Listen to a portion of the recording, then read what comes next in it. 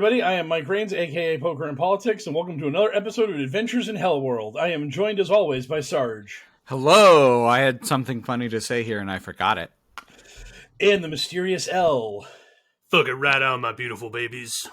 And this week is so big with so much crazy news, we had to bring Dapper Gander back on the show.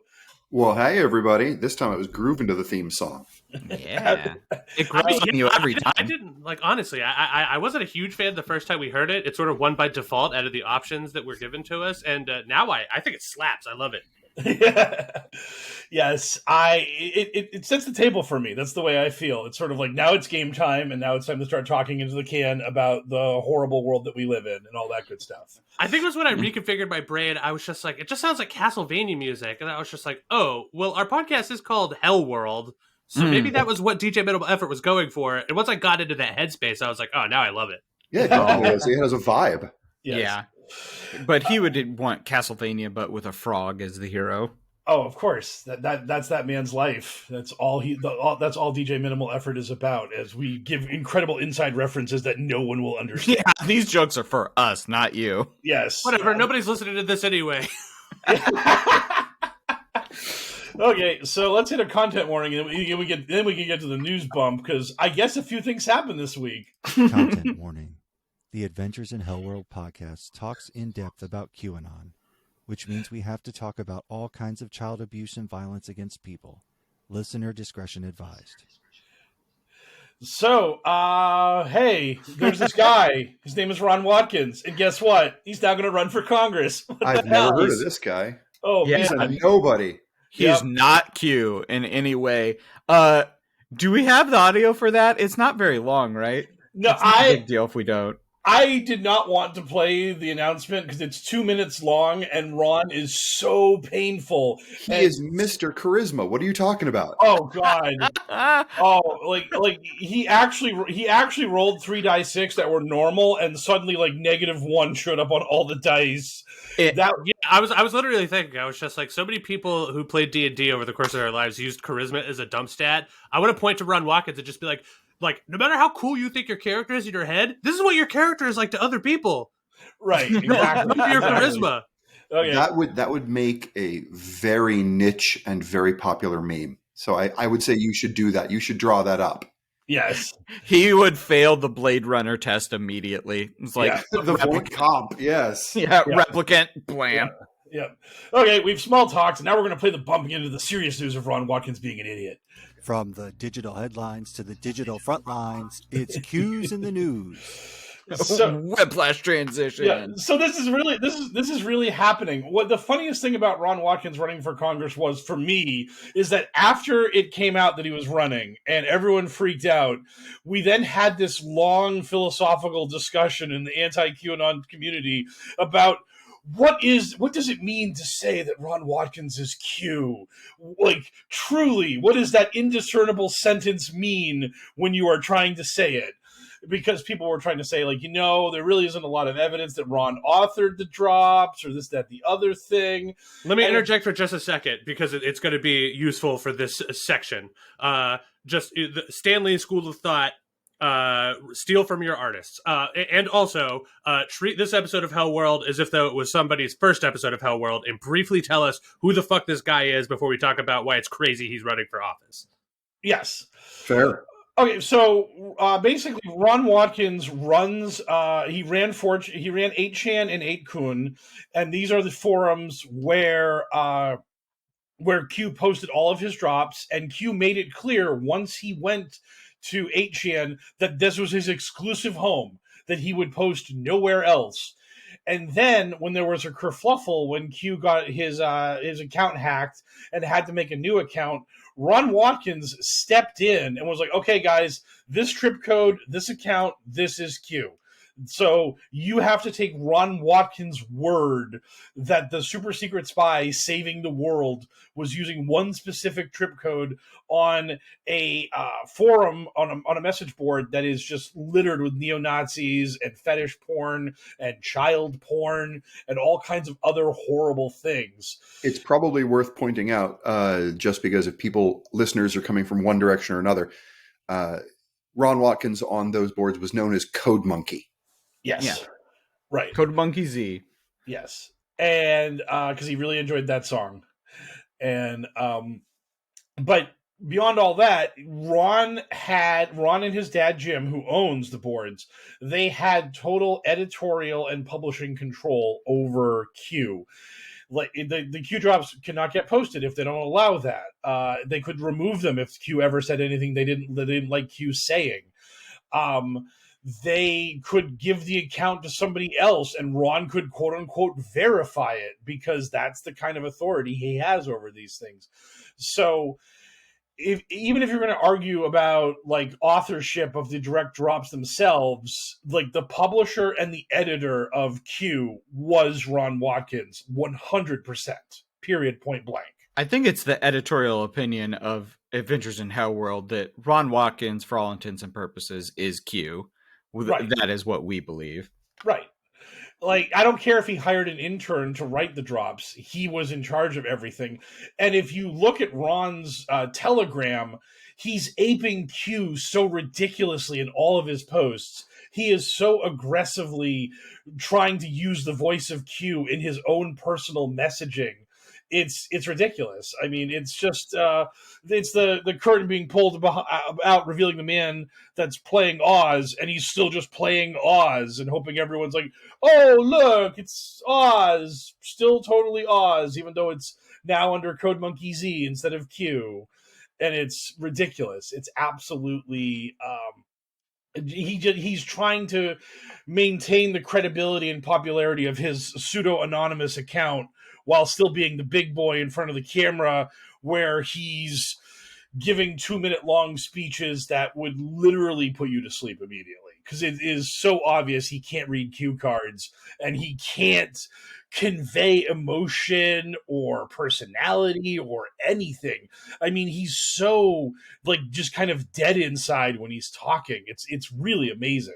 I feel like you let the cue cards joke roll right by, and I did. Yeah, Dapper. One of the things that you realize on this podcast is that like the podcast would be a lot funnier if Sarge or I could get a word in edgewise when Mike is talking at length for like 3 or 4 minutes at a stretch. But sometimes, like, you would literally have to get in there, just be like, "Shut up! I want to make a joke." Kind of breaks the flow.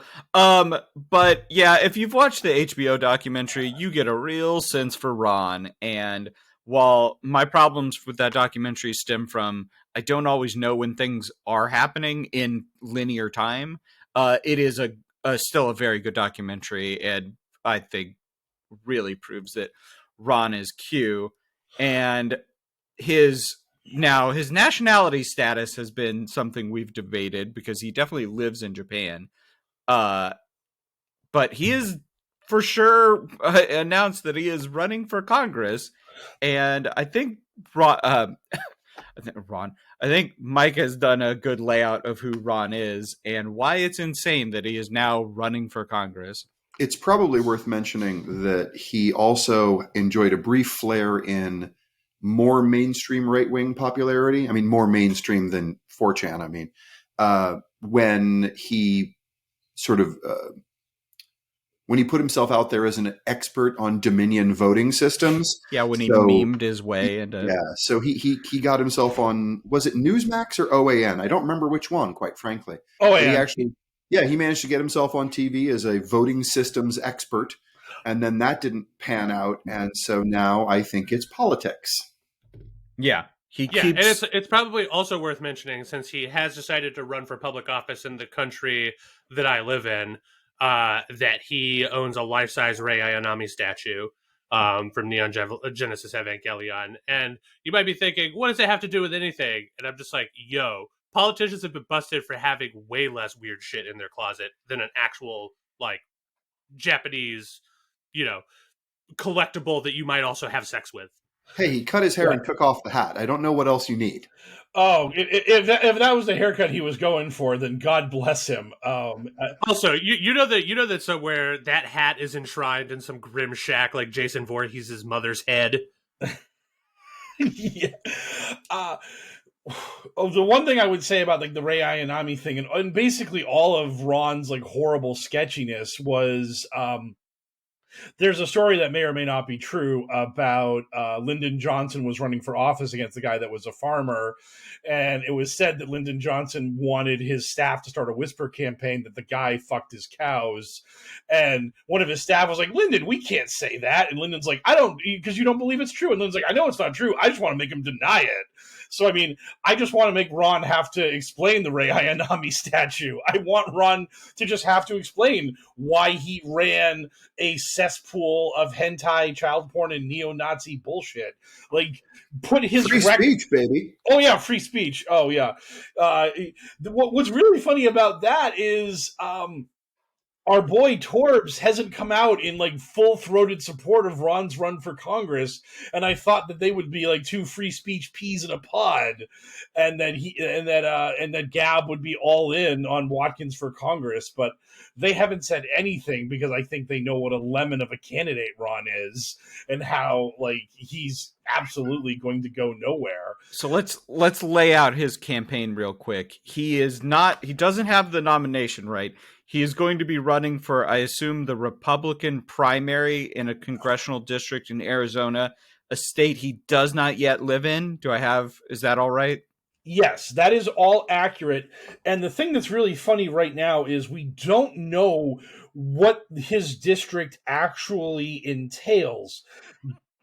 Only because it's getting gerrymandered as we speak. Right. As we speak, it's getting gerrymandered. And so, like, right now... I don't know if that's a joke or not. Like, no, it's not. Dapper's being serious. Because I don't do jokes, okay? I don't do them. I mean, you got me. We are in HellwQrld right now, and I was like, I don't know if he's joking. Like, no, this I mean, it's Arizona 1. But the district, I mean, I don't mean Arizona succeeded in a contest. Gotcha. Arizona District 1.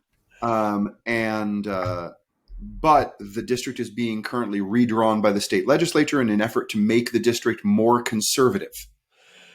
Yeah, and the thought is like right now a Democrat named Tom O'Halloran, who Ron Watkins has declared to be the most corrupt member of Congress. You would think that if Ron Watkins, who is like so knee deep in QAnon, was running against the most corrupt member of Congress, he'd be going after Nancy Pelosi or Adam Schiff, someone in the House that like or AOC, someone. Because, I mean, Ron's carpetbagging wherever he's going. I mean, he could have literally landed anywhere in America and set up residence in that state. So you would have thought that, like, he would have gone for some actual person that QAnon or myself could have picked out of a police lineup. I could not have picked Tom O'Halloran out of a police lineup before Ron went after him. I don't know who this guy is from Adam, but he's the most corrupt member of Congress, and Ron's going after him. But the funny part about this is that Paul Gosart, who is as close to a full-blown neo-Nazi as we have in Congress right now, it's very possible that this district is being refitted to become Gosart's district. And Ron Watkins versus a neo-Nazi who actually has like established ties to the district and knows his voter base is probably a massively losing battle for Ron. Yeah, I was just going to say, like, if you live in Arizona, how disappointed do you have to be that Ron Watkins even thinks there's a potential chance that he could do a congressional run in your state? Well, I mean, I think that for all the name recognition he has is going to be connected with Arizona. I think that's why he chose Arizona, because he was so full in on the audit for months. Oh, I'm not saying it's a bad play on his part. I'm just saying that if you're like a rational human being with a brain living in Arizona, you have to be super depressed that Ron Watkins thinks he can get in there. So do you think the only reason he's doing Arizona is the name recognition and like the P.T. Barnum, like he's got there's no bad publicity, or is it legally like one of the only states he can run in? Because I believe someone will have to fact check this, but as far as I am aware, he must be a resident of Arizona for 6 months by election day. That's the rule there. So okay. It is a pretty loose rule as state rules go in terms of your residency requirement. But I mean, as I said on Twitter, you really also can't discount the fact that as a political candidate, he is entitled to get a Twitter account again. Yeah. Oh, yeah. He's gunning for a blue check mark. Oh, That's that's absolutely something that he will try to do. Although I know that Twitter has said in the past that like people that have gotten banned, like Laura Loomer, didn't get her account back on Twitter when she actually won the Republican primary in Florida and was the candidate in the general election that got smashed in her district. And the reason why Loomer was able to win was because that district was really blue and no one who was serious was actually contesting that seat for the Democrats. And then when Loomer lost, she blamed voter fraud because that's what all these people do whenever they lose anything is just have themselves a pout. So Ron also got interviewed by CNN. I don't know if the interview was published professionally by CNN yet, but I have seen Ron talk about the interview, and Karma 2021 posted some stuff about it where pretty much Ron just gave the whole nut QAnon lunatics side of things. Trump won, election fraud, the 1-6 insurgents did nothing wrong. And when he was when he was pressed on, hey, do you have any responsibility for 1-6? He just kind of abruptly ended the interview because that level of heat was something that Ron was not willing to tolerate. Yeah, you got to love the conviction of somebody who's just like the people that did the insurrection on 1-6, they did nothing wrong, and it's just like, oh, what was your part in it? And they're just like, this interview is over. Exactly. It's just like where the fuck is your conviction, bud? If you think that the people were in the right, then just like be plainly open about, like, it would certainly make your position seem a little stronger. Like, yeah, I don't think they did anything wrong, and in fact, I stand with them and was partially responsible for it. But it turns out that they did do stuff wrong and very illegal, and people died. So Rod probably doesn't want anything to do with it. Fucking so weird. Yeah, it's so weird that we haven't had any Q drops in 10 months. Yeah. Huh. Yeah, well, it's so funny how Ron's heart like left the whole Q thing right after Trump lost the election, and he just made a couple drops a week later, being like, "It was rigged. This is bullshit." And then that "we're not going to take it" fan video of Trump that got DMCA'd, which is the ultimate fitting end for QAnon, for Q's posts. The funniest thing about that was, so that happened in December, and when did the HBO documentary come out? That was like early this year, sometime around like March or so. But I remember Ron was doing streams with his dad and some other QAnon promoters. And in one of those streams, he said, well, I wasn't Q, and if I was Q, I wouldn't have ended on such a like lame note. And it was like, hey, Q's only been offline for 4 months. How do you know that Q ended? I mean, couldn't Q just like dip back on the 8chan and start posting tomorrow? Like, who are you to say this is over unless you knew it's over, Ron? Like, that was such a weird thing for him to say in my mind, because even it's also weird in like the O.J. Simpson way of just like, I didn't kill her because if I did, here's how I would have done it. Yeah, and it's just exactly. Like, yep. It's like sweet revisionist history there, OJ. So it sort of sounds like somebody talking about how they wish they had done something, and not a weird hypothetical. Right.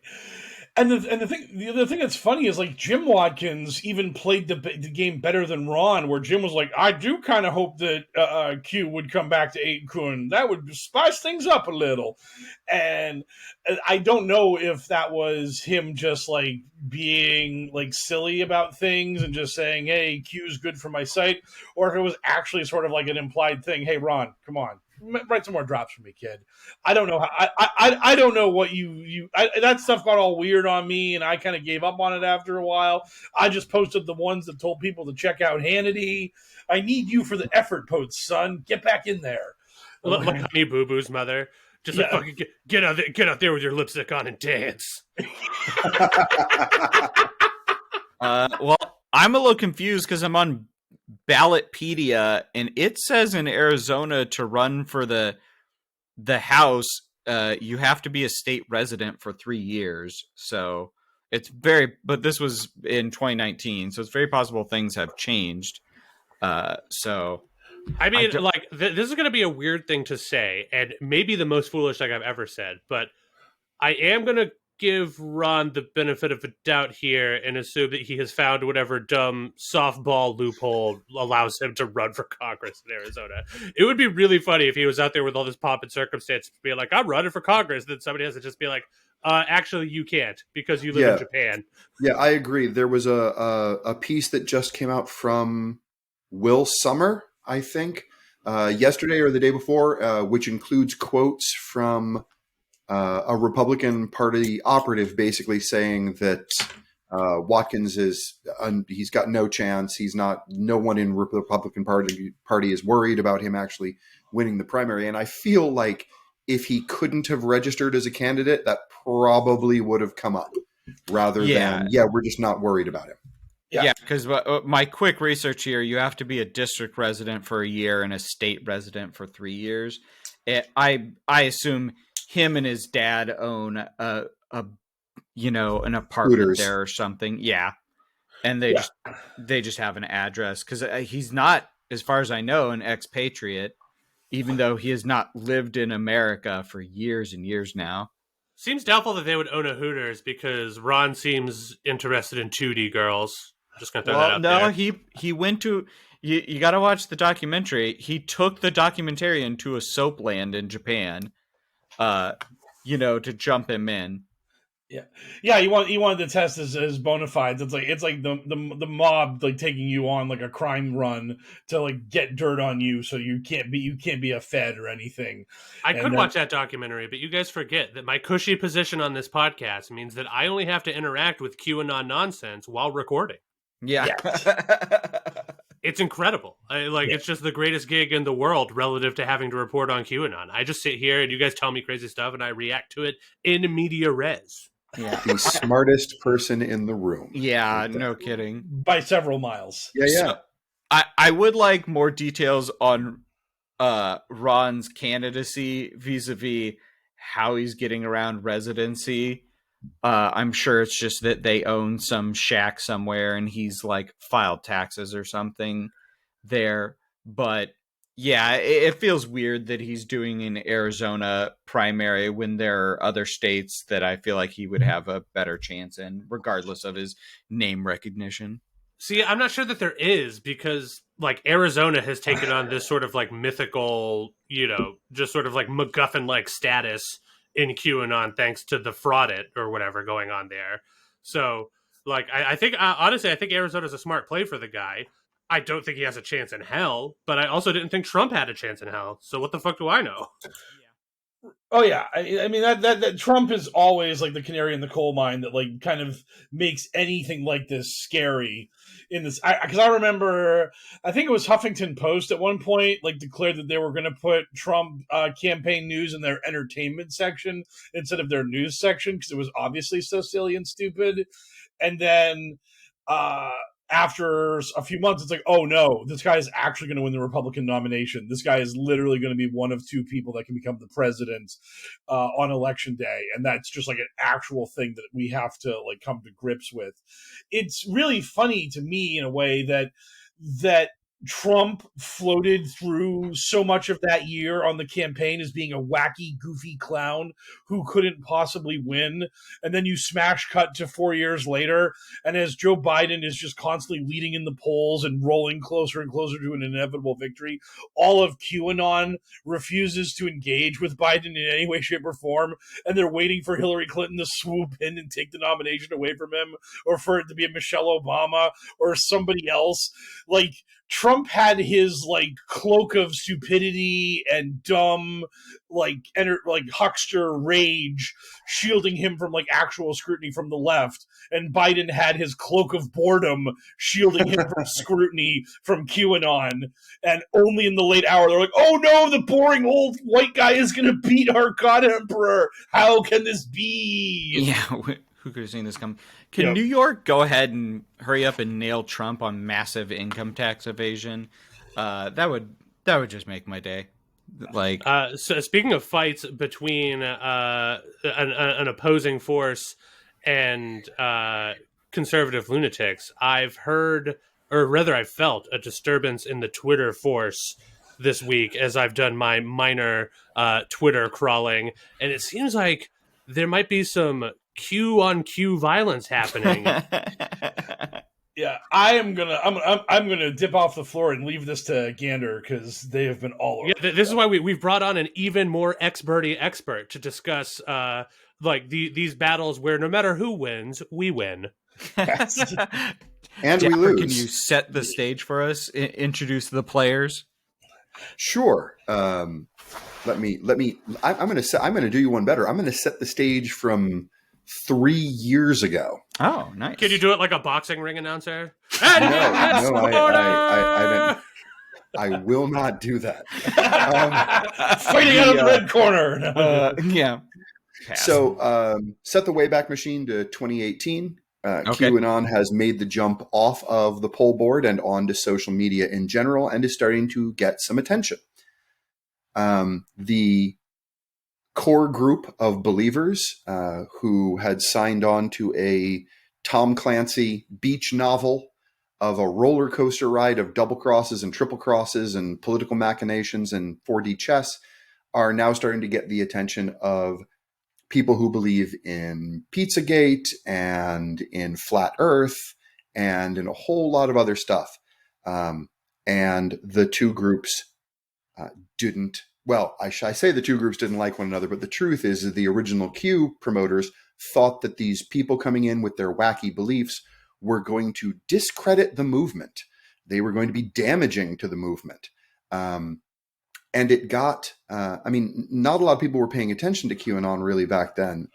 And I'm here to tell you, it got bad enough that December 2018, Q actually did sort of a little Ask Me Anything on the boards. And Q answered 16 questions that day, and 4 of them were just to settle arguments between the community about the shape of the earth and who was alive and who was dead. Seems like a missed opportunity not to answer 17 questions. I was literally about to say that. God damn. I would agree with that. But at any rate, Q was directly asked, is the earth flat? Q says no. Q is directly asked, is JFK Jr. alive? Q says no. And that AMA was the moment, the response, I should say, to that AMA was the moment I knew that the monster had gotten up off of Dr. Frankenstein's table, because Q says, no, JFK Jr. is dead. And all the JFK Jr. people within minutes have screenshotted the old Q drop that says disinformation is necessary. Some things have to be kept secret until the very end, blah, blah, and are quickly spinning up, well, no, yes, of course, Q has to say that JFK Jr. is dead, but he's really not. Q is lying to us, as he said he sometimes does. And they all just went on believing that JFK Jr. was not only alive, but integral to the Q team. And that was the moment that I knew something had really happened in QAnon. That's so brilliant. I will lie to you sometimes. So then is just permission to pick and choose exactly what you want. Exactly. I mean, originally that drop was made because Q had been called out on a huge error. And that's a whole other story. It's not worth going into. But Q's response was, I wasn't wrong. I was lying because these channels are all being monitored by the feds. It's not just you listening to me. It's all our enemies listening to me. So I need to do disinformation sometimes to throw them off the trail. Anyway, that was all the way back in 2018. And then 2019 was the year of crazy. Once this event took place, more and more groups joined QAnon with more and more fractious beliefs. Which is when QAnon over the course of that year really started to factionalize. Anyway, now we can jump forward to modern times where there is still a handful of this one. And I legitimately mean a handful of people who still kind of believe the old nonsense about this just being a spy novel.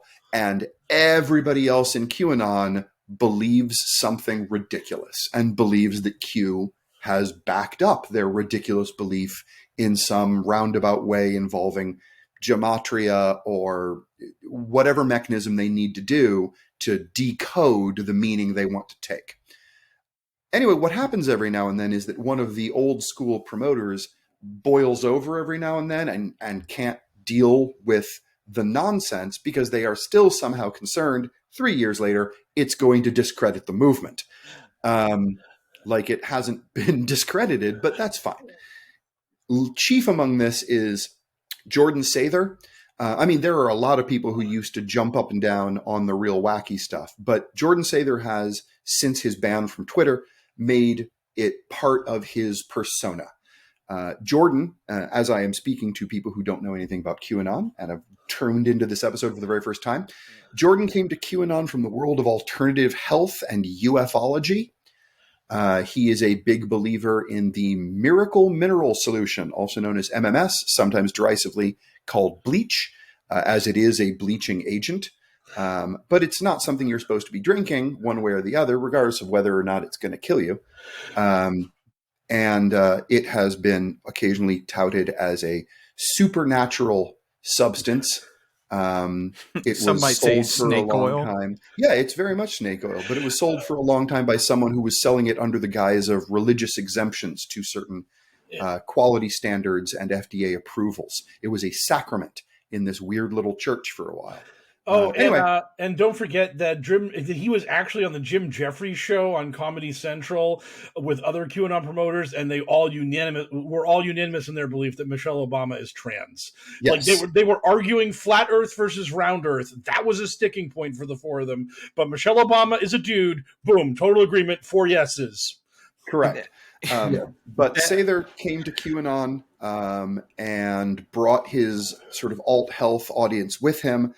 And now, though he still is a firm believer in UFOs, he is someone who every time there is a story in the media about UFOs, he says, well, that's not the real UFOs. That's a distraction story.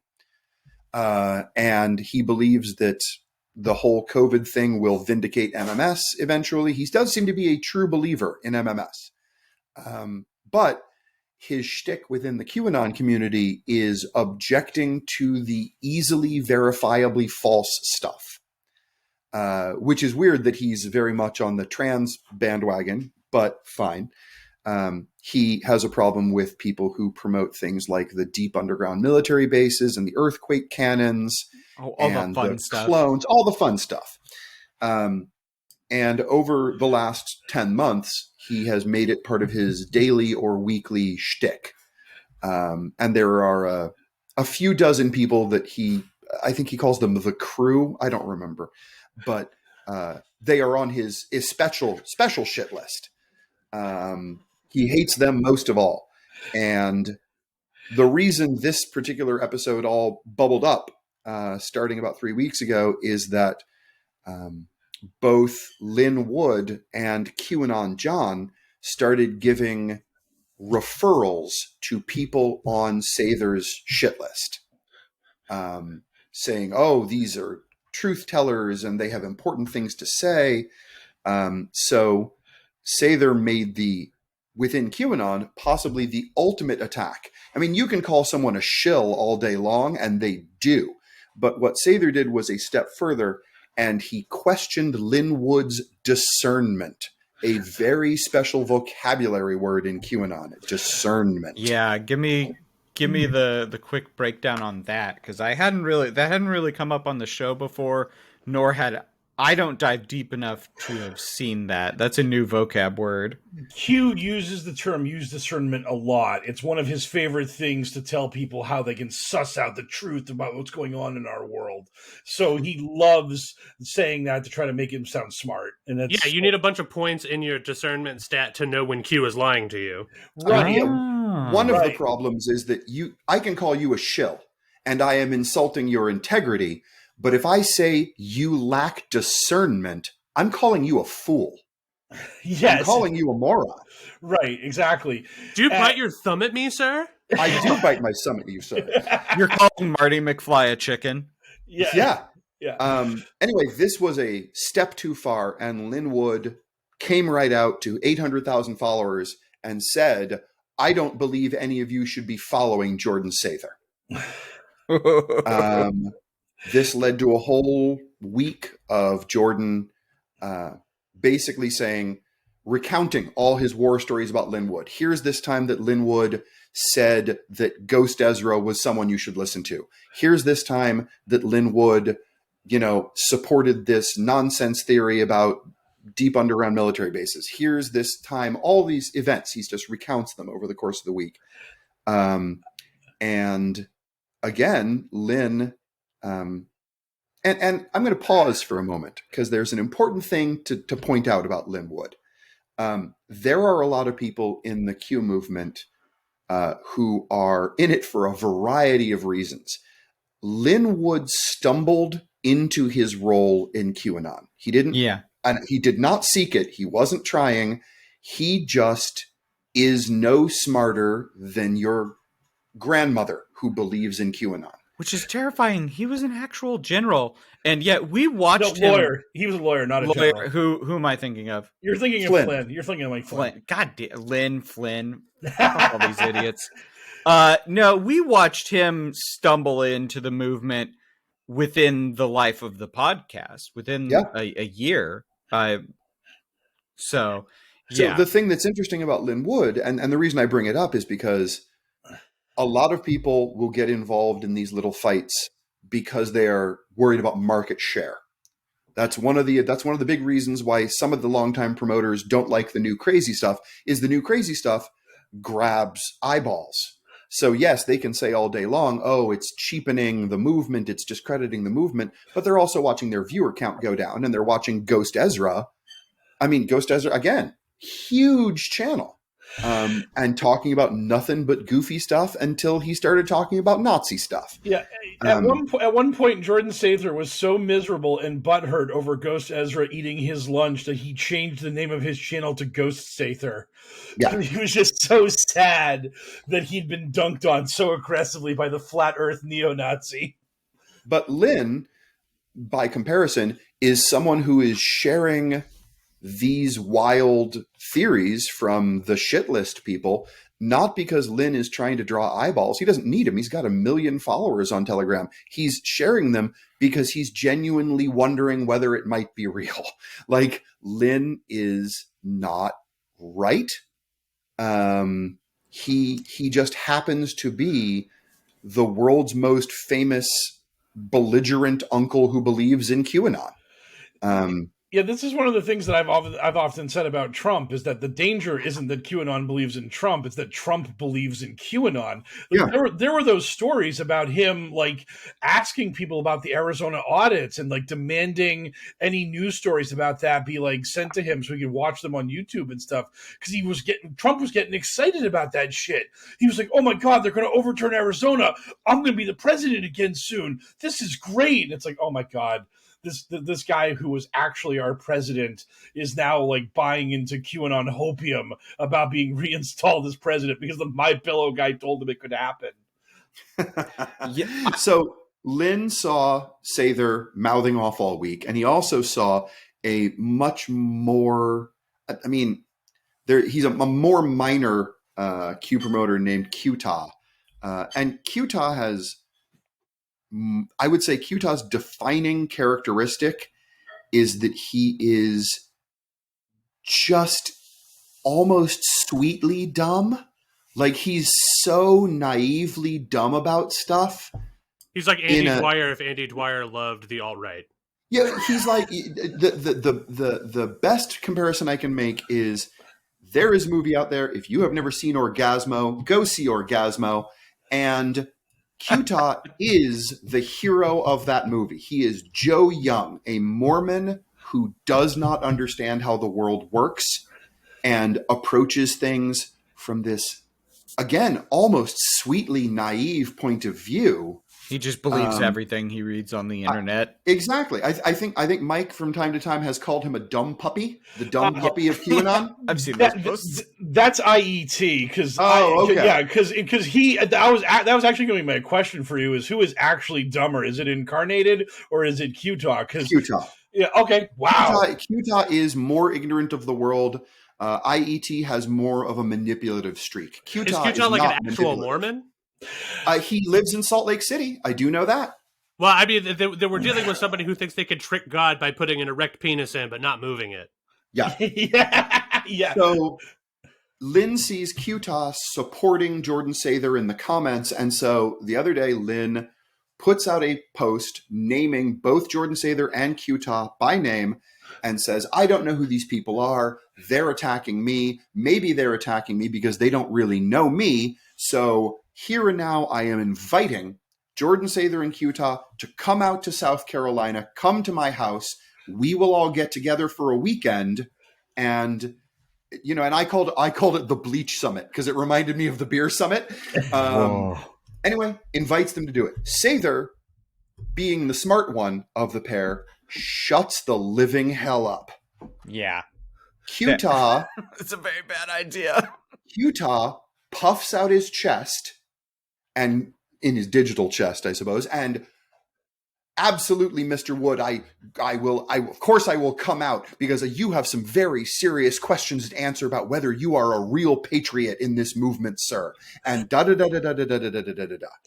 And Lynn says, okay, well, I am a believer in Christ and I am a patriot. And yes, come on out and we will do this. Qta says, okay, how are we handling this? Are you paying for it? And if not, how much am I going to be expected to pay for? Because this better be worth my time to do it. And da-da-da-da, and you better be prepared to answer my questions. And Qta, and it becomes very clear watching this exchange, that Qta does not understand Lynn Wood. Qta does not understand that Lynn is not a guy outside of a bar screaming, you want to go? Oh yeah, you want to go? Oh yeah, you want to go? Lynn Wood's gonna throw fists in a second. And Qta doesn't realize that until Lynn Wood says, all right, well, you will have to pay for your own flight, but I will put you up while you are here. I will just need you to check in with my security people. They will need to know your name and your address so they can run a background check on you because no one comes into my property without me knowing who they are. And that was the moment that Qta realized this was happening. So that he was about to dox himself. It's sort of, yeah. Now, the fact is he's not actually all that hard to dox. If you want to spend an afternoon, you can figure out who Qta is. Oh, for the record, I know who Qta is. So, but strangely, even though I know who he is, I can't quite answer the Mormon question. I don't know that for sure. I'd have to double check. But this is the moment Qta realizes it's real. Knowing who he is only the first part of unraveling the enigma that is Qta. The mystery of Qta. So suddenly there's a whole lot of backpedaling that needs to get done. And the way that Qta decides he's going to get out of this argument is, even though in the previous message he said, are you paying for the flight? Because if you're not, just tell me how much I will need to pay because I need to make this happen and make it worth my while. Qta pretends he never said that because he decides his out is, how dare you invite me and then tell me I would have to pay my own plane ticket? How dare you, sir? When you're serious about having this meeting, you will have to come to Salt Lake City.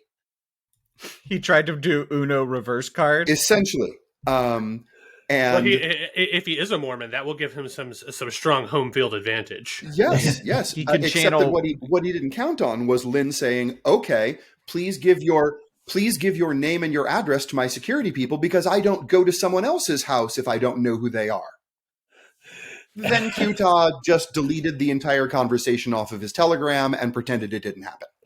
Of course he did. Of course he did. Brave Sir Robin ran away. Of course he did. It's so great. So that was, and what's really funny about all of this was that was kind of the preliminary battle. We haven't even gotten to the main event of the Patriot Double Down and the giant shit show that became. Well, the reason I wanted to start with this is because I wanted to start with an argument between someone who was a true believer, being Lynn Wood, and contrast that with someone who is not I don't want to impugn the man's character, of course, but someone who is in it for the money, which is QAnon John. Because the other big blow up was that QAnon John announced one of the very special mystery speakers at the Double Down this weekend in Las Vegas. And he announced that it was, in fact, Wano Saven, a foolishly nonsensical QAnon figure. He is, Yeah, I'm again, good. he's I'm at gonna the need some top of background on him. Sather's. He's at the top of Sather's list. Juan is someone who he is someone who promoted the Wayfair are shipping children in cabinets. He promoted that the Ever Given was stuck in the canal because the White Hats trapped it there because it was loaded with children, and there are underground military bases filled with children, and that's why the hospital ship is docked in New York. And all he has full-throatedly thrown himself behind just about everything that was even suggested in QAnon for the last couple of years. And a lot of it obviously panned out to be nothing.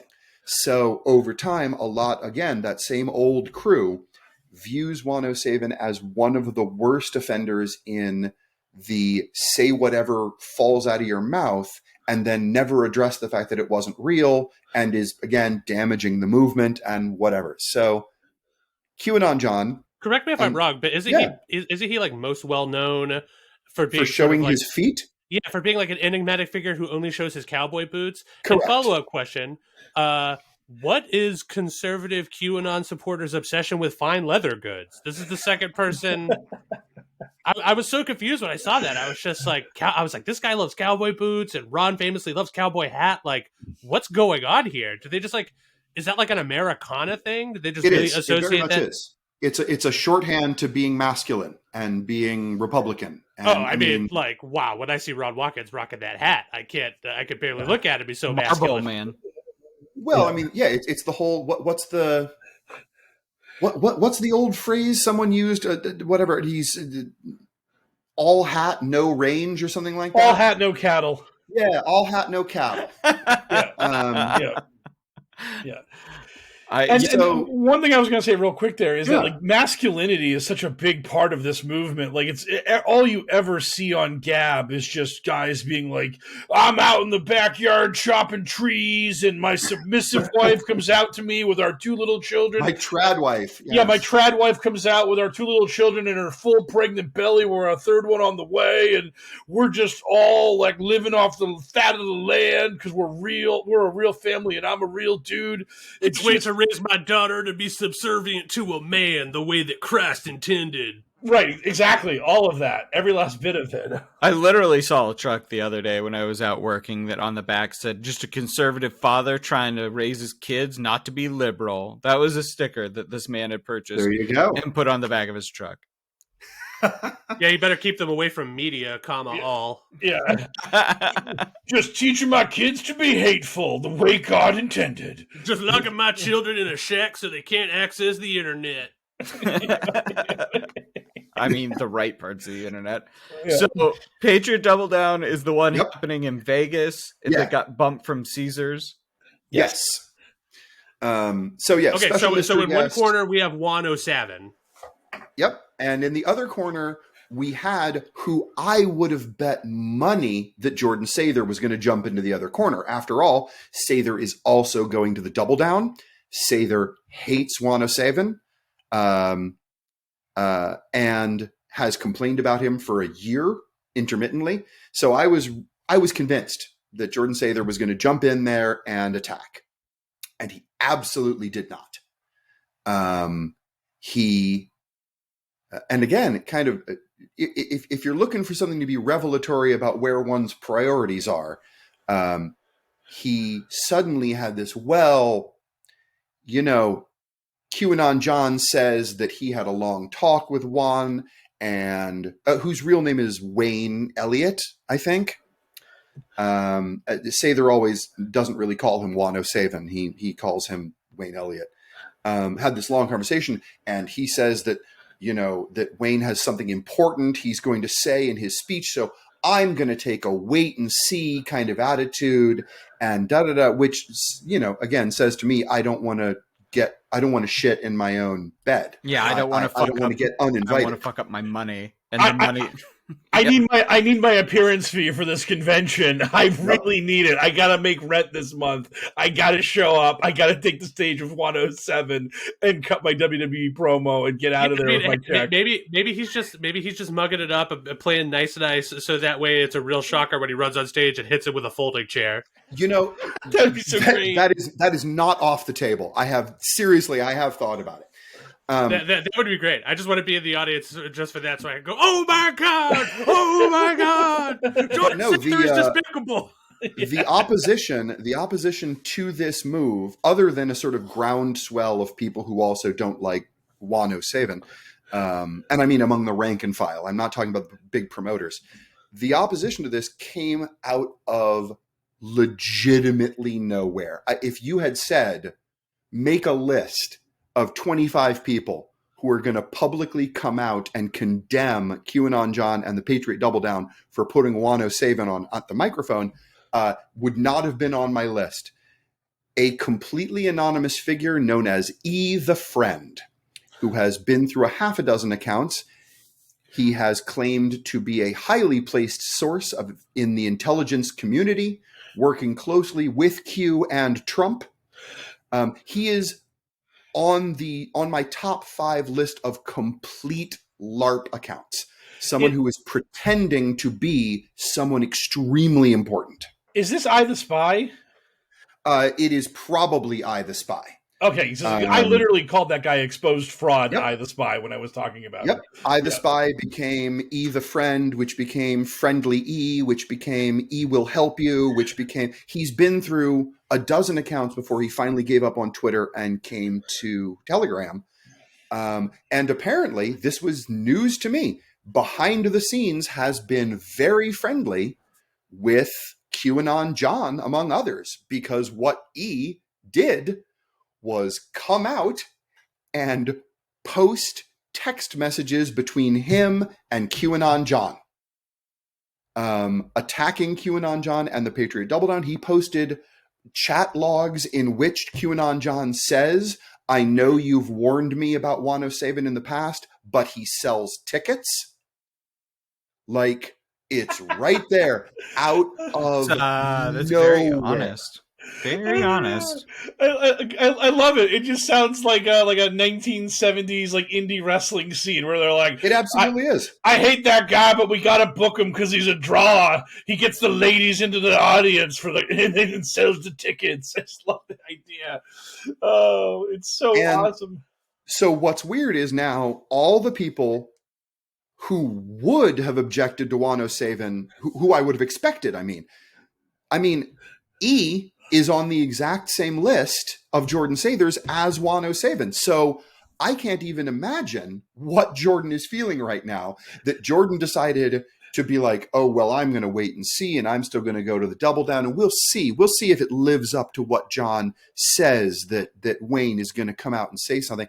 And to see the friendly E come out of literally nowhere and just pants QAnon John to 100,000 followers.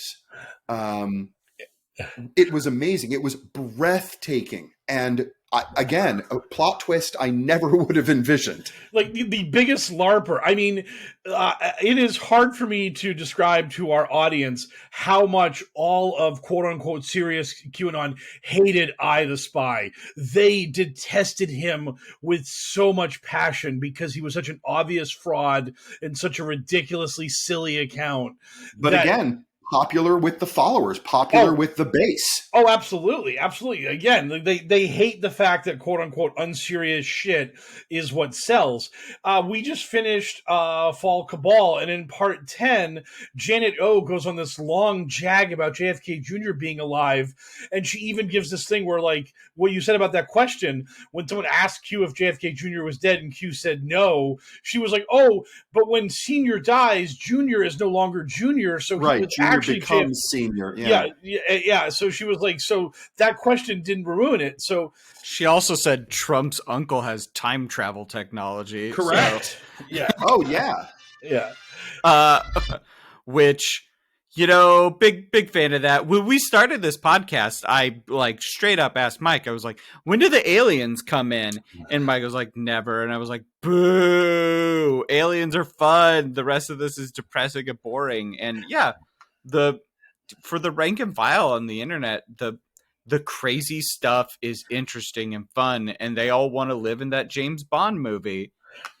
But yeah, I am glad to see some of the grifters recognize that, because I don't mind these guys.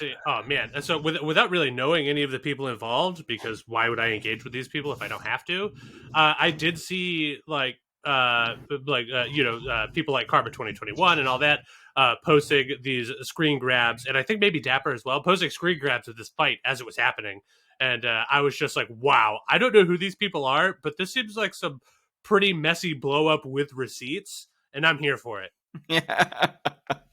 Like the part where it's just like, yeah, no, you don't like him. He sells tickets. So what are you going to do? I was just like, you're not supposed to say that. Or like, you thought you were safe saying that to this dingus, but then this dingus leaked it. So now 100,000 people are seeing you just be like, man, fuck it. We want to put asses in seats. Who cares? Yeah. Considering that, I mean, the reason it was so damaging was that E leaked these chats at the same time that John and his admins on his Telegram channel were trying to calm the tension raised by a lot of their followers who had concerns about Wano Seven. And they were doing a whole lot of, listen, we've had numerous conversations with him. He's got some important stuff to say that you're really going to want to hear. And the fact that we are willing to put him on our stage should tell you that something important is happening and this and that. So they were trying to build it up as though this is going to be some momentous thing. And then E drops, well, yes, I have to push him. He sells tickets. Yeah. Wait, so the logic was the only reason we would let this crazy man on the stage is because he has something important to say? Yeah, they are building it up like there is some grand announcement that Wano Seven is going to make that is unskippable. Right. And what's really funny here is even Ghost Ezra kind of got in on this because he was making fun of the Patriot Double Down, because apparently they still had like $3,000 VIP packages that they haven't sold yet, which and Ghost was like, hey, look at those $3,000 packages, like going like hotcakes, huh, guys? Well, that was the other thing that the screen grabs that E leaked showed is he said the guy sells tickets, and E's response is, you told me you were sold out. And John says, we're not sold out. And he's like, yeah, you said the other day you were sold out. I took a picture of it because I was so proud of you or something like that. And he says, no. The hotel rooms are all gone. We have not sold out. And yeah, it's just extremely embarrassing leak. Extremely embarrassing. For him, not for us. This is great. Yeah. But I mean, you got to kind of, I cringe even reflexively watching someone else be put in that situation.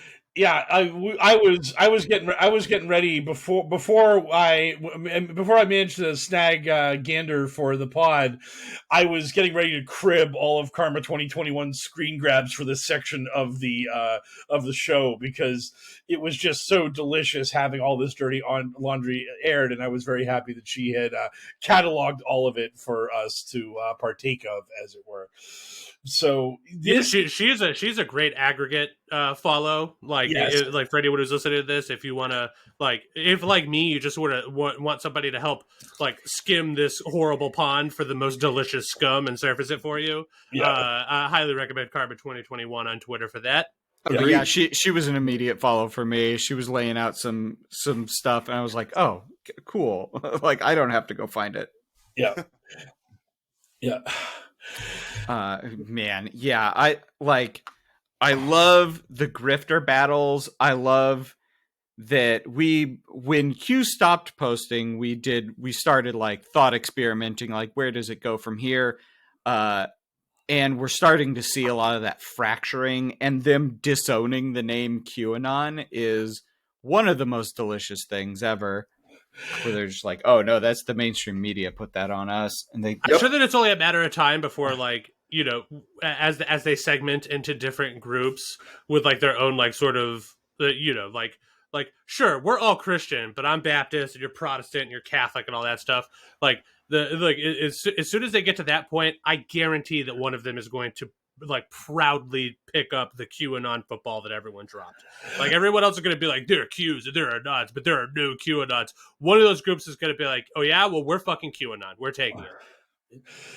That's one of the things I'm very interested about, is that like someone is going to like pick up the crown for their tiny segment of the populace and be like, I am your leader and I am beholden only to Trump, but I will tell you what to think and I will interpret the dictates of our orange god, and I'm not going to play nicey nice with Praying Medic or Jordan Sather or Ghost Ezra or anybody else.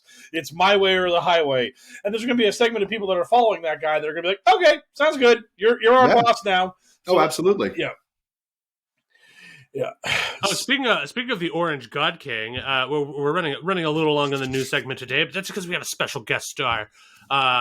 So let's talk a little bit about what Donald Trump has been saying this week, and let's lead with all the nice and kind things he had to say about Colin Powell, who died of COVID. I'm sure that he was just like, man, Colin Powell, what a trooper.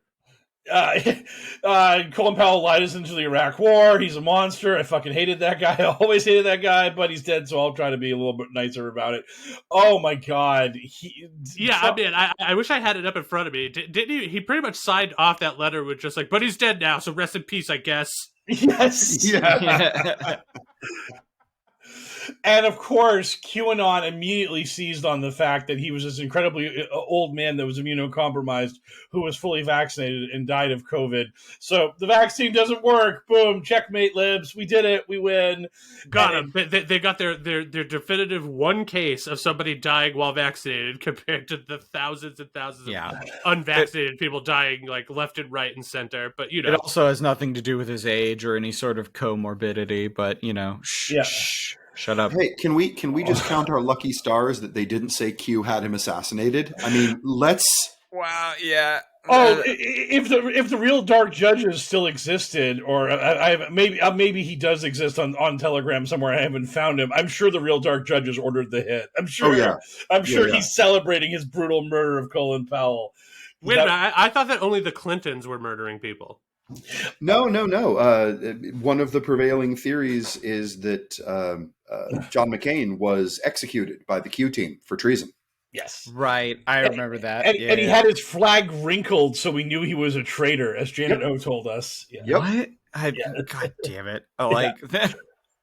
I need to see that written down anywhere where a traitor gets a wrinkled flag. Because they just don't give you a flag and they don't.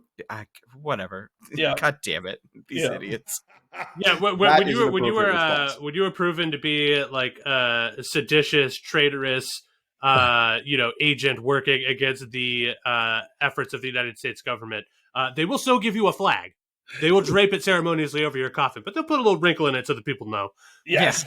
So the real ones know. So the real patriots who are being told can look at it and just be like, I see another shadow message from our Trump overlord, who's also secretly still the president. Yes. Right. I mean, it was at McCain's funeral that the supposed envelopes got delivered too, wasn't it? No, that was Pappy Bush's funeral. Was that Herbert Walker's funeral? Yes, that was Pappy Bush's funeral because that's where you see that's where you see Jeb and W, and they're so sad and broken up, and it's because their dad died. But QAnon takes like their sadness and their emotions, and they're sad because they know they're going to be arrested now. They're sad because they're going to get it, and it's like, their dad died, you idiots. It's the funeral of their father. They're laying their father to rest. That's kind of an emotional moment for people. And in their defense, those people did get arrested. Wait, I'm getting word from the booth. Still not arrested. Okay, so I apologize. I apologize. That's why they like 3 or 4 have seconds. Their ankle bracelets. Mm-hmm. Anyway, I'm just saying we should count ourselves lucky that they didn't spin up a he's been executed myth. Yes. Yeah. And then Trump went on to bemoan that woke culture had, quote unquote, canceled Thomas Jefferson, who was the author of our Constitution. And QAnon rallied around Trump's statement, where both they and Trump admitted their total ignorance of who actually drew up the Constitution, because Jefferson was an envoy in France at the time, and the Constitutional Convention was in Philadelphia, and we didn't have text messaging back then, so Jefferson couldn't get in his 2 cents about what was going on via iPhone Messenger, as it were. Yeah, Jefferson was too busy developing his crippling addiction to French wine. Yes. Yeah, I mean, this is the same guy who, again, and I bring it up periodically on the podcast, so this is one of my favorite Trump anecdotes. This is the same guy who claimed during that interview that the Bible was his favorite book, but when pressed on what his favorite passage is, literally could not come up with one. He just couldn't do it. Just all of it. Just all of it. So good. It's all just so good. Like, it's cover to cover. It's just incredible. They're just like, yeah, but specifically one part of it that really stands out to you. He's like, I don't really want to get into that. The whole thing is just awesome. To be fair, he probably does like the part where Lot's daughter has sex with him. Yeah. Ooh, probably. He can't get enough of Lot and his desexing stick. He is all about that shit. Yeah. Oh my God. The thing I love about that is that even if you are the most unreligious person in the world, you just say Sermon on the Mount, and that just covers you. Your ass is covered, because that's everyone's favorite Jesus speech, and you're done. You're all set. I mean, and the fact that he couldn't even done enough interview prep for that moment to have that soundbite at the ready just goes to show how this idiot has glided through life with no consequences for anything he has ever done, ever. Or you could just be like Genesis 1, because it's the part where God creates Earth, and I love Earth because that's where America is, and then an eagle flies over it. Whatever. Right. What was the Q code when Trump held the Bible upside down in front of that burned out church? What did that supposedly mean? That Trump is our God and we worship him. It means listen to more Carpenter Brew. Anyway, so that seems to be all the news that's fit to print for this week. Do we want to roll into our listener questions? That sounds like a plan to me. Our listeners got questions, we got answers. It's time for Q&A. So Clidora's Silverstry asks, does anyone else think that Matt Gaetz' weird facial expressions makes him look like a real-life version of the original Max Payne PC game model? Wow, that is such a good pull. And yes, absolutely. I mean, I don't know. Ask his future cellmate. I mean, wow. I love it. Is I love that. I think it's a Twitter, like a Twitter profile that just photoshops his forehead being ever bigger. Like, they'll just take a photo of Matt Gaetz and just double the size of his forehead. I love that shit. It's so good. Yeah. Speaking of which, when is that guy going to get arrested? I mean, come on, the government. You've had several months. Yeah, you've had several months, and his best friend, who was there for all of that shit, testifying so hard that you can't arrest him.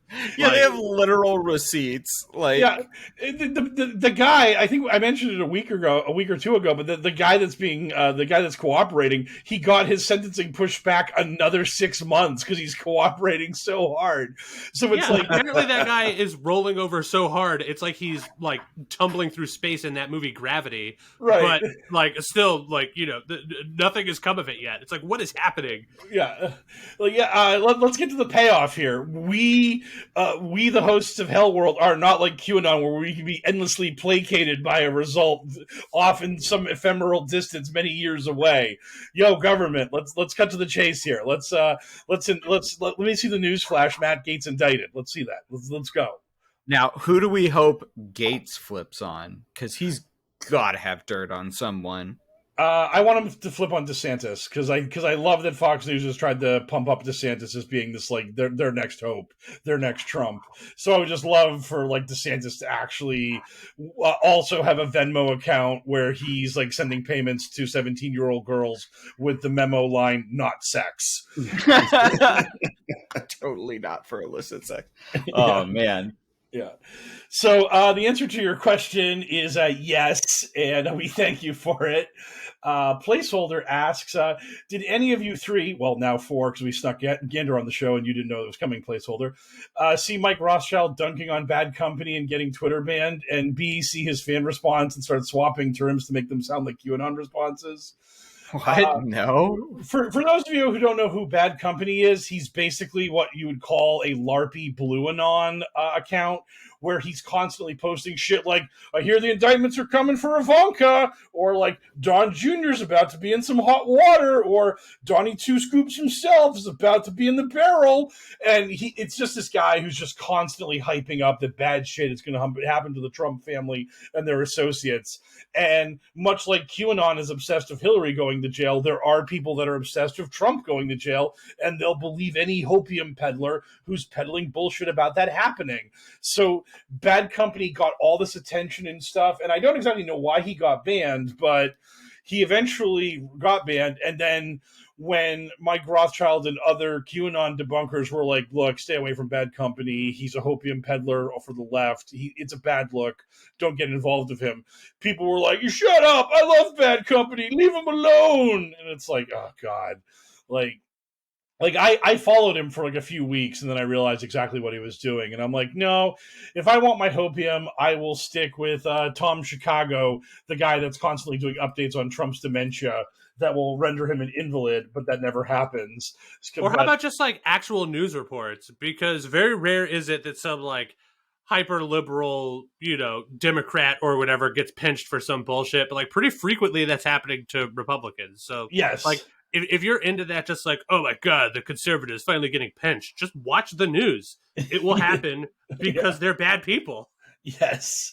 Like we just got done talking about how we're waiting for the other shoe to drop on Matt Gaetz, and it's not because we're blue and on idiots that are just like getting high off of hopium. It's because the FBI has an informant that's like rolling. He can't stop rolling. He rolled so hard that like he's still going to serve.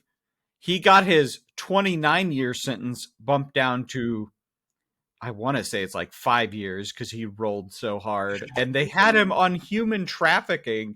So he rolled real hard. Yeah, it's like fucking Katamari Damacy over here.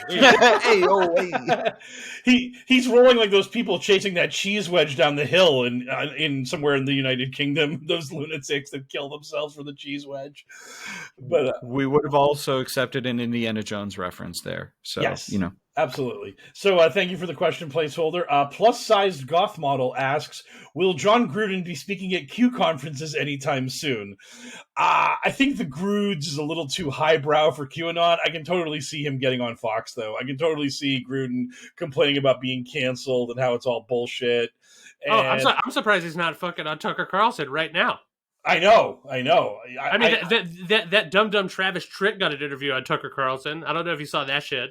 The Chevron was just like, country superstar Travis Tritt like battles against evil corona vaccine mandates, and they didn't put quotes around any of that shit. Like Fox News was just straight up like with like a chevron on the screen calling corona like mask mandates evil, and I'm just like, wow, that like is that could it like is that not editorializing? I mean, is anybody gonna your news station? Okay, I guess.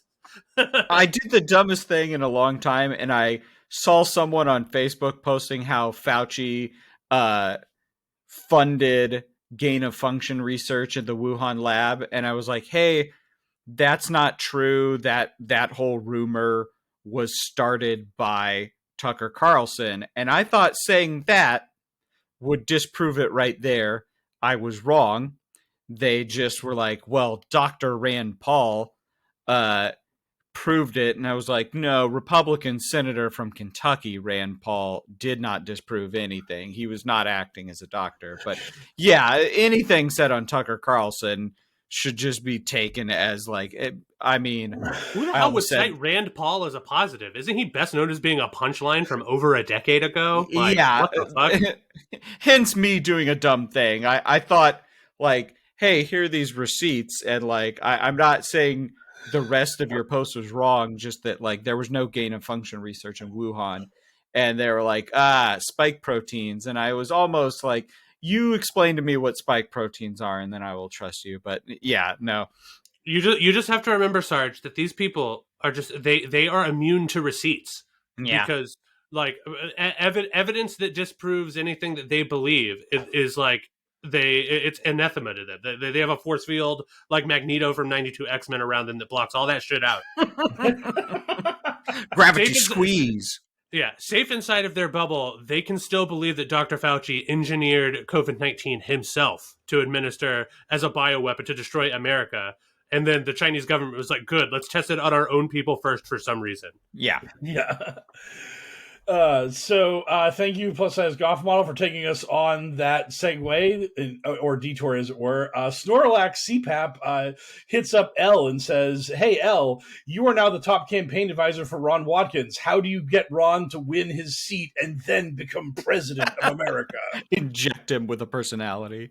Yeah, I mean, reroll his stats. Can I get, and like, appeal to his GM to allow him to reroll his stats? But that aside, honestly, I think he would probably do better in the long run if he just embraced the fact that he's just sort of like a nerdy, sort of young-ish, like, goober, right? Like, he likes anime, he lives in Japan, he goes to, like, the soap house or whatever. Like, this is all stuff that will appeal to a, like, surprisingly large demographic of basement-dwelling white people in the United States. And those basement-dwelling white people, like, probably could be motivated to some sort of political action if the right candidate wanted to scratch their belly. So I don't think there's really any realistic way he could win now, but I feel like he could start laying the track now to maybe like build his own base of American neats to like come out in force for him. You know what I mean? Like, there are people out there that are just scared because they're white and they see a lot more brown people around them when they have to walk to the convenience store for snacks or whatever, or probably more likely that their Uber driver is brown. And they're just like, I don't like that for reasons that I don't quite understand. And, you know, I feel like Ron Watkins, he's not brown, he's Asian. And those people love Asians. Come on, man. He's like, I love Japan just like you do. I watch anime just like you do. So that's how I would do it. I would have it, like, if I were him, I would lean harder into the nerdy side of my persona and just hope to get some traction, like, you know, 10 or more years down the line as these basement dwellers decide they want to crawl out of the woodwork for voting. He would need to endorse mail-in voting, and I don't think he could do that. Yeah, that's kind of anathema to their movement. But so we had that question, and now this is probably up both L and Dapper's alley. Is Jordan Sather is now a D&D character in a campaign UDM. Please describe details from his character sheet and how you incorporate him into the adventure. Does he have resistance to bleach poison, or is he some sort of like alchemist that throws bleach at people? I'd lean that way, I think.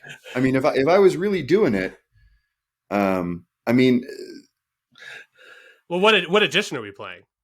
I mean, that's the real question, because he could have a feat, because like feats give you an assortment of minor benefits, right? So he could have some sort of like QAnon centric feat that gives him like resistance to poison, so that he can inject all the bleach he wants to into his body to cure whatever illnesses he thinks it cures. He could suck down ivermectin like a champion and just be fine.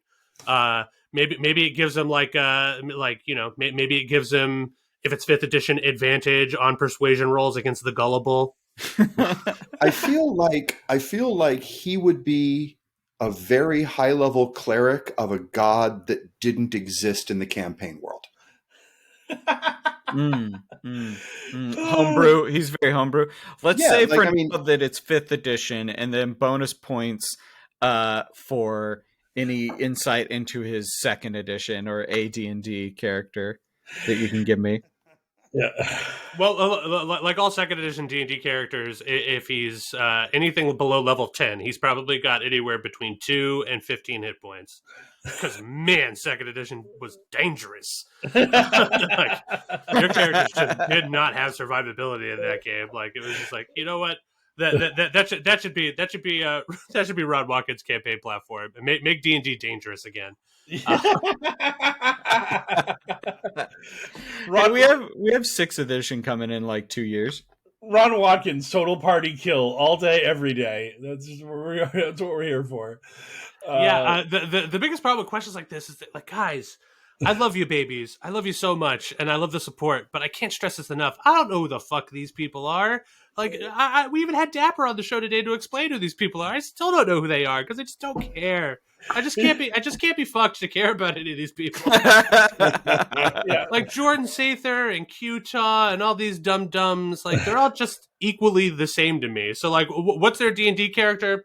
Some stupid fucking orc that the party kills because just one of any number of faceless monsters, but this is the one that happens to have the bonus action that gives like plus 1d4 to all the attack rolls of their minions.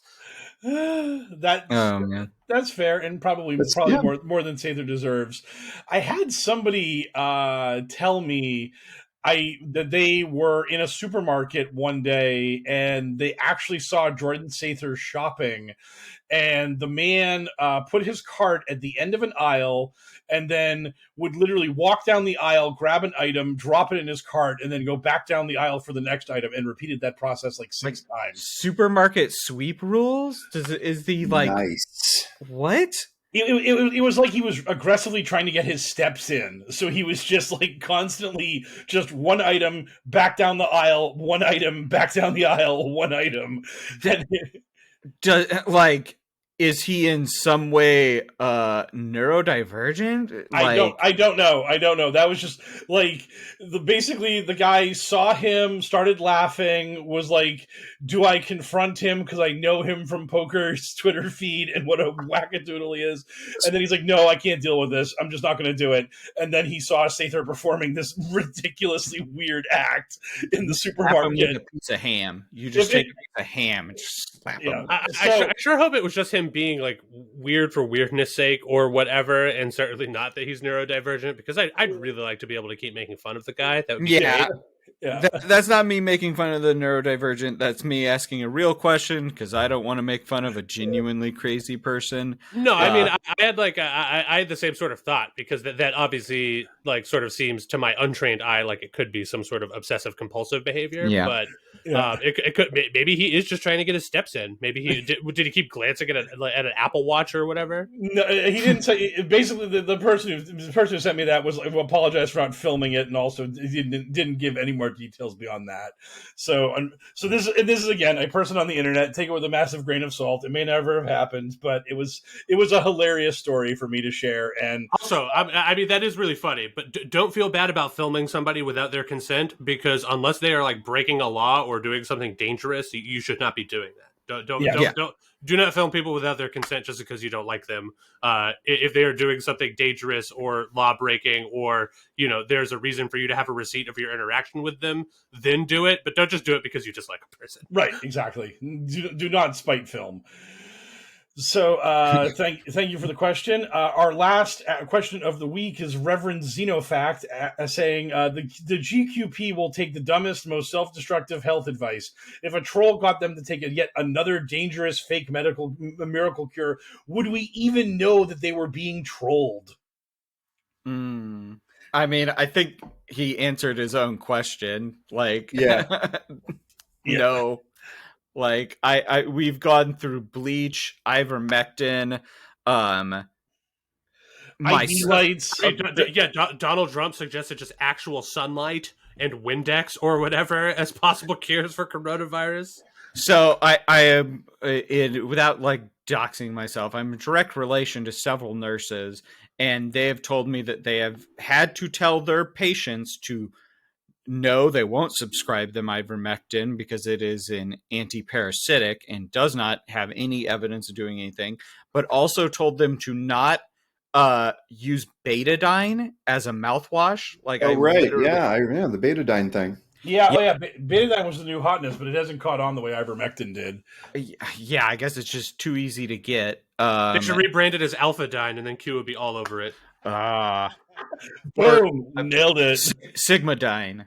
Yeah. What? Yeah. Oh my god. Fuck these clowns. I don't know. Like at this point, I think that they will believe anything as long as it comes out of the mouth of the right person. So I look forward to a few weeks from now when they're just like, Whippets cures COVID-19, and then like Ready Whip in the can just starts selling out everywhere as conservative leaders just start blasting nitrous into their face. There was Julian's Rum returned from his exile, and he actually had a post where he was like, look, I know this is anecdotal, but just work with me here. I've had friends who were not scared of COVID, and they got it, and they had no problems. Then I got friends who were scared of COVID, got it, and they died. So if you're not scared of COVID, it won't hurt you. Whoa, shut up. Did he just take the Dune approach? He's like, fear's the mind killer. Just like let it flow through you, and COVID can't hurt you? Yeah. COVID can smell your fear. Yeah, My favorite thing about Julian's Rum coming out of retirement was that he did it 3 days after he got an auto warning from Telegram that his account would be deleted. And he came back and had the absolute, and this is 4 or 5 months of inactivity, complete inactivity. He gets the warning. He's back 3 days later and immediately comes on and goes, now, I don't want any of you to think that I only came back to keep my account from being because that's not it. I've been working on some stuff. I've been working on important stuff, and it's just taken this long. And certainly not it a was YouTube lovely. video. Yeah. Right? And then he rehashed like a whole bunch of Suez Canal conspiracy theories. I really want him to get back on his platform and just start promoting like cures for COVID that he's just lifting from like preventing bear attacks or whatever. Like, if you suspect that you have COVID-19, just present yourself as a large threat because COVID doesn't like entities that are larger than it, or shark. Like, if you think you're going to contract COVID, just punch it in the nose. Wear bells on your belt. Yeah. Is that bears or sharks or COVID? I mean, the second one was sharks. I just want it to be, I said bears. I want it to be all wildlife. Yes. If COVID presents its tail, it will spray you. Yes. Yeah. If you suspect that you have COVID-19, move in a zigzag pattern because they can only see straight ahead of them. So zigzag it. Now remember, COVID's eyesight is based on movement. It's visual acuity. No, I heard that. Hold very still. Oh, absolutely. Yeah. I heard to get rid of COVID, you have to bathe in tomato juice. It's the only thing that'll actually remove it. Yeah. No, none of us are doctors. Don't take any of this as serious. Jokes are jokes. Yeah. If you believe these things, you deserve what you get. I'm going to have to post a link to this on Twitter or whatever, and I don't want Twitter to just be, you've been flagged for COVID disinfo. Yeah, Twitter, it's a joke. If you've got like some fucking robot AI or whatever listening to this, it is a joke. What are you talking about? I've been holding perfectly still for months, and I am fine. Yeah. And I am a big fat person, so I am always presenting myself as a larger target. COVID will never fuck with me. I'm just so big. That's why I painted fake eyes all over my body, so that COVID always thinks I'm looking at it. Exactly. And we end, as always, with our question and numerous from the now newly rebranded Scareman Walkman. What are you looking forward to? I am looking forward to seeing Dune in theaters. I recently saw Let There Be Carnage. And so just being able to go back to the movies, I've said this before, but I'm still enjoying it. But I'm actively looking forward to going and seeing the first half of the first Dune and just like letting my ass meld into the seat because that thing's going to be like 3 hours of gorgeous sci-fi gibberish. Is it going to bum you out when you never get the second half of that movie because it's going to make $0? Because it's like a 3 hour long sci-fi epic, and I don't think even COVID stir craziness is going to get people to go see it. And I should stress, I love Denis Villeneuve. I thought Blade Runner 2049 was awesome. I think that he's really the only person I would want to make a Dune movie, and I'm still just like, geez, I have no idea if this is going to make a single cent. See, I'm never going to get the second or the third one where it begins getting even crazier, because Dune, the first one, is the tamest of the what's 6 books? I don't even know. And yeah, Dapper knows. You've read if you don't get to wearing a suit of armor made of fish, then I don't even want to talk about it. Oh man, yeah, it gets. What's up with sci-fi authors and fish? They all just really like fish. I don't know what the deal is. Maybe it's just because it's really easy to compare space to the ocean because it's the closest thing. Like most humans will never be in space, so when they think of it, they're just like, yeah, it's kind of like the ocean, but black. Yeah. Oh man. So I'm looking forward to Dune. Hopefully you guys have some movies that you can safely go to and are looking forward to as well. Yeah. Elle, what are you looking forward to? I've been playing a bunch of board games recently, and I have plans to do board game night again this evening, which I am looking forward to. Although I think we're playing Scythe, which I'm sort of like lukewarm on as a game. But I have been playing only some of the other suck at it. Some of the other slate of Stone Mayer games releases. I recently tried Viticulture and Tapestry for the first time. I liked both of those. I continue to play Wingspan, which I enjoy if you're not playing with the new board or the Nectar expansion. So yeah, I'm just generally excited to be getting back into my passion for board gaming, which is robust. Now that I'm back in the city, I can scratch that itch. You got anything for us, Dapper? I am really. There we go. I'll one up all this nerdiness. I am really excited about this ridiculous Disney Star Cruiser hotel. Oh, I've Are seen this. you excited because you're planning a trip to do it? Well, I mean, it may be in a couple of years. It's not cheap at No, it's like $1,500 or whatever. No. So that was why I was like, wow, I didn't know Dapper had money like that. There was a release that came out the other day that answered the biggest question I had, which is Disney's adult costume policy suspended for the Star Cruiser? The answer is yes. Oh, You may be in costume for the entire 3-day thing. Which again, that was my biggest worry, is that, I mean, if I was ever going to drop $2,000 on a 3-day essentially murder mystery weekend on a Starliner, I do not want to be standing next to someone in a "Who Farted" t-shirt. So the costume policy has been suspended. You can be there. There are going to be cast members in full costume all over the place. They have introduced the idea that you sign up for role play sessions during the event. At the beginning of the event, you pick a First Order, a Rebel, or a Smuggler storyline, and you are invited every day, once in the morning and once in the evening. Shut up. To the place where you meet a non-player character who's being played by a cast member, and you do a little mission in the Star Cruiser where you have to run over here and do a thing, and run over here and flip a switch and do whatever. And you do that, and every storyline has sort of 5 segments that happen over the course of the 3 days. It sounds absolutely fabulous. And I don't want to spoil anything for you, but I want to mitigate your disappointment if you ever book this trip. Don't go Smuggler, because the cast member NPC you interacted with, his name is Hoof Arted. So I really don't want you to go there and be disappointed having to deal with Who Farted all weekend. Did they answer the question about whether or not the new lightsabers are for cast members only, or are those going to be commercially available? They have held on to that, as far as I know. I know if you do the lightsaber training experience as part of the 3-day thing, I believe you get to handle one. But whether or not you can walk out of the Starliner with one again, I do not know. Yeah, I was literally just reading about I'm on the Star Cruiser website, and they said learn the traditional art of wielding a lightsaber, and also face off against wield the lightsabers you face off against a remote training device.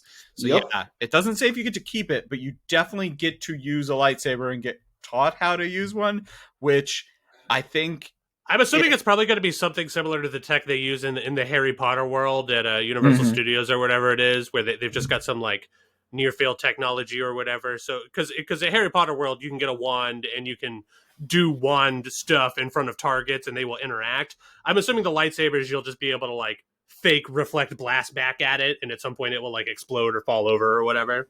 Yeah, the concept art looks incredible, and the actual pictures are crazy. Do you know if the rooms are themed differently based on which faction you choose? Or as far as I know, they are not. What I do know about the rooms is that every window in the Starliner is a screen.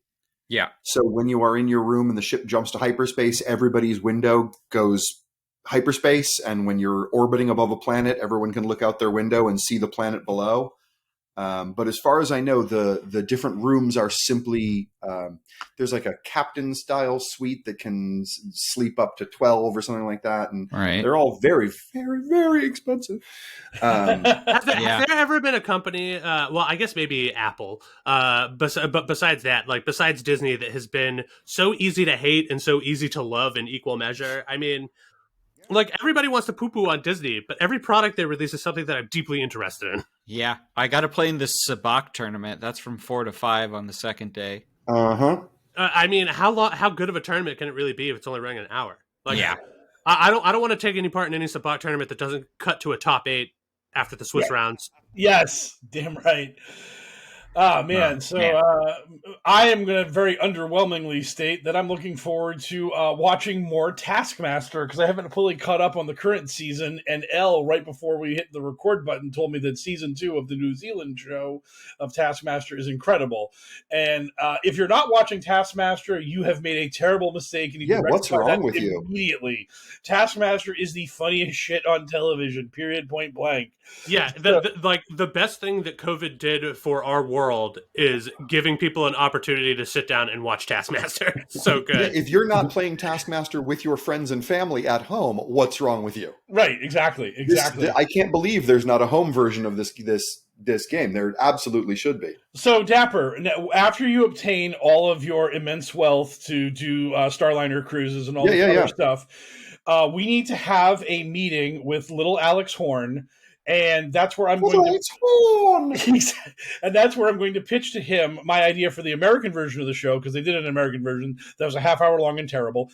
But my version of the show would be called Letter of the Law, where you would have the host who'd be kind of like the Taskmaster, and then you get 2 celebrity co-hosts that can rotate on a seasonal basis, and the 3 of them are judges, and the contestants have to complete tasks that are quantifiable scoring based, no creativity. And then at the end of the tasks, the judges have to make a ruling if you violated the letter of the law or not, and assign penalties for what you did. Yeah. So that sounds sort of interesting, although it's hard to elevate a pitch a show, including the words "no creativity." Hey, here's my pitch for a show. You get celebrities together and you have them do stuff, and there's no creativity involved. Oh, there'll be creativity in breaking the rules of the game, but I'm just saying the judges can't judge something because there's so many Taskmaster tasks that are just like, do a wacky thing, and the judge and the Taskmaster will grade who did the best wacky thing. I just want this to be like... it's a comedy show, right? Oh, I do. I understand. But I'm saying this show, my idea is more of a game show kind of thing, where the comedy is people like failing spectacularly at the tasks, but there's like a scoring phase. And then the judges are like, yeah, you got 7 balls through that hoop, but the way you did it was absolutely bullshit and you fucking know it. See, the funny thing is that I go the entire opposite direction from you. My pitch would be a show like Taskmaster, but it takes place on a set like Legends of the Hidden Temple. Yes. And the show would be called Be the Genie. And every round you are given a wish that you must, in some manner, make come true using what's in the room. I like your show. Your show has a good idea. Yeah, your idea intrigues me. I'd like to subscribe to your newsletter. Yes. I'm just going to buy your show when it's made in Japan and re-chop it and air it here in America. With bad dubbing, I hope. Yes. Oh, the worst. Good. My pitch for a Taskmaster is just Taskmaster because I think they nailed it. Little Alex Horne has crushed it. He's provided exactly the television show I've always wanted, and I really just hope that it gets 100 seasons and that like I want them to just be doing Taskmaster like 50 years from now in front of a throne that's just the bones of Greg Davies sitting in it, and you actually now win Greg Davies' skull. Yeah, you take home his actual gilded skull at the end. They're just using deepfake voice technology to make him interact with you still from beyond the grave. That'd be great. My favorite little moment in the show was there was like a moment of controversy, and Greg Davis just turned to Alex Horne. It was just like, you've designed this whole show, and then you set it up where you get to hide behind me when the bullshit happens. And I just love that. I just love the fact that it's just like, oh, you make me be the heavy, you little prick, even though you're 6'3". So yeah, it was just great. He claims that he's not tall, but he's not tall. He's Little Alex Horne. All right. Well, on that note, I think it's time for us to wrap up here so everybody can go about the rest of their day. Thank you so much, everybody, for listening. And especially thank you to Dapper Gander for joining us in our guest seat this week. Dapper, where can people find you on the internet? I am on the Twitters strangely enough, at Dapper Gander. You can also find me on Patreon, where I publish monthly articles about QAnon and then more regularly secret special mini articles just for patrons. So you can enjoy my content in multiple ways. Well, there you go. And speaking of supporting people on Patreon, if you'd like to, you could do the same for us. your stewards through this horrible place that we call HellwQrld. You can find us at Patreon, at patreon.com/pokerpolitics, if you would like to support us monetarily. Anybody that gives us $5 or more a month gets access to a slate of bonus content, including Cabalin, where the gang discussed, because the series just wrapped, all of the wonderful series of lunacy Fall of the Cabal. There's also The Foulest Deed, where Mike Raines talked about the JFK assassination, and several other shows that we have done and will be doing in the future, including our crossover show with Sarge and I's side podcast, Bingeworthy, where the group is going to watch and discuss White Squall, and we're calling that one Where We Go One, We Go Squall. So again, you can support us on Patreon, $5 a month, you get access to a bunch of bonus content. If you have money and you can't see fit to give it to either us or Dapper, you can donate that at love146.org, whose vision is the end of child trafficking and exploitation. But we would really prefer your money. So go ahead and give it to us, and you can join the sweet, sweet group of our beautifuler babies, such as this week's beautifuler babies, Ivan P., and Floptical Fish. Thank you so much for your support, Ivan P. and Floptical Fish. I don't know what Floptical means, but I hope that it's good. Anyway, we also have to thank some folks who helped make the show go, specifically DJ Minimal Effort, who has supplied our wonderful intro music, and the voice of Q when we need it, and the voice of all of our drops when we need it, Frosty, who you can find on Twitter at FrostyVO. If you can't get enough of myself or Sarge, good news. That side podcast I mentioned, Bingeworthy, it's free, baby. You can find it wherever podcasts are provided by searching Bingeworthy. That's BINGEWORDY. Or you can find us on Twitter at Bingeworthy. Because it's Halloween, we are, of course, doing Spooky Movie Month. Last week, we did Killer Clowns from Outer Space. This week, we're going to be doing A Nightmare on Elm Street, the original, not the remake. So go ahead and join us if you want a little more pop media fun instead of the dour shit we have to talk about on Adventures in HellwQrld. So, for another successful episode of our show with a wonderful guest star in the form of Dapper Gander, I have been your host, HellwQrld, signing off for HellwQrld Sarge, and as always, our wonderful expert of all things QAnon, Mr. Mike Raines. Good speed, Patriots!